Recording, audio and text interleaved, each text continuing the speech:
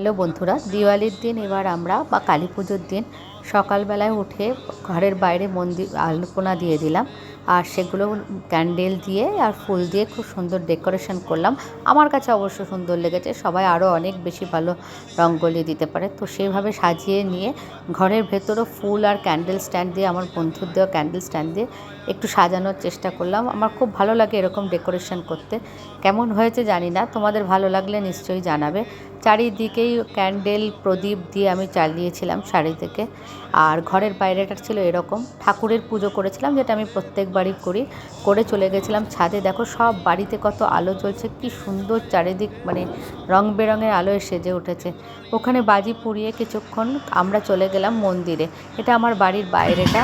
প্রথমেই চলে গেলাম ইসি কালী বাড়িতে, মায়ের কাছে কিছুক্ষণ বসে পুজো করে চলে গেলাম সুইমিং পুলে, যেটা আমরা প্রত্যেকবার যাই। ওখানে গিয়ে পুজো দিয়ে একটা জায়গায় ডিনার করে বাড়ি চলে এলাম।